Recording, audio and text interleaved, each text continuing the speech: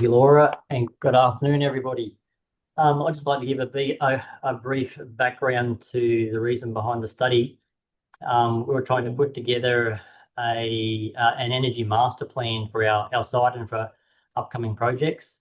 And one of those projects is a rendering plant. And we currently render off-site, and that rendering plant is near to end of life.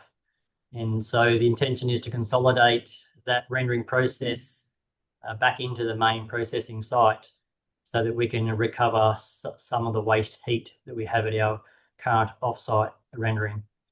And so the scope of the study was to consider what options there were to achieve that.